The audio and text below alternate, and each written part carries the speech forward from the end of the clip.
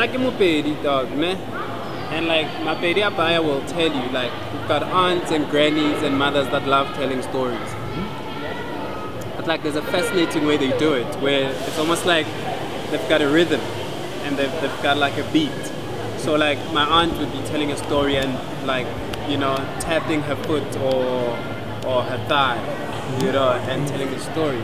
So it's kind of like musical and rhythmic storytelling, which was kind of fun. And I fell in love with that quite early. Like before I was even 10, I fell in love with that, with what she was doing. Found it quite engaging.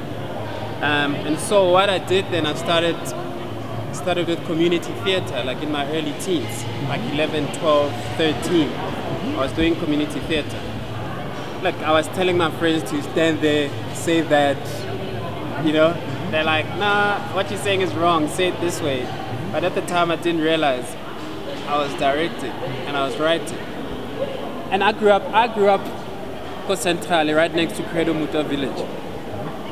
And I used to spend many mornings like chilling by Credo Muta statues and reading his weird stories about how he was abducted by aliens and like crazy things like that.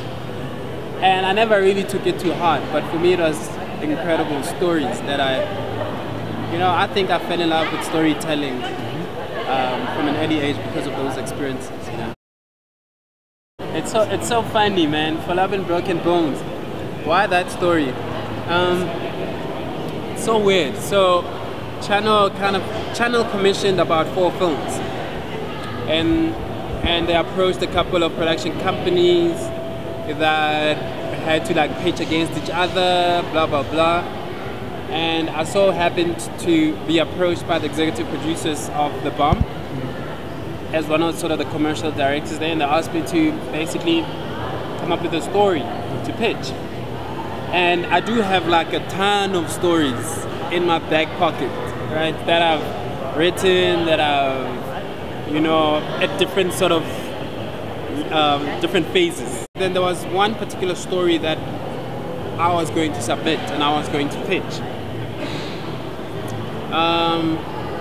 3 o'clock the morning of the day when we're supposed to go pitch the one story that I wanted to go pitch, then I hear a melody in my head.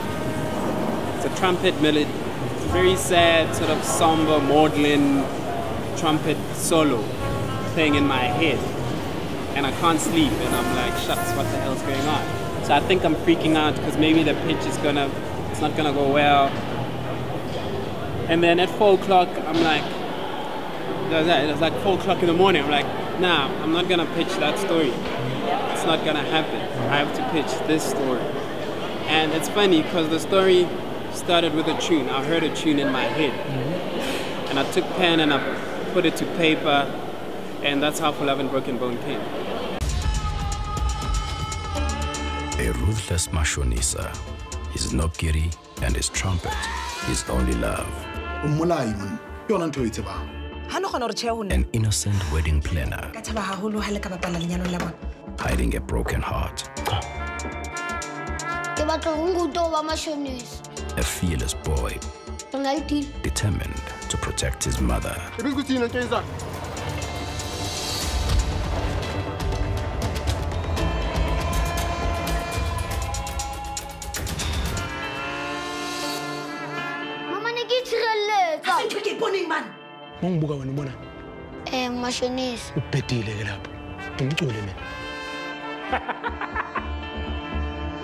For Love and Broken Bones, an unlikely love story.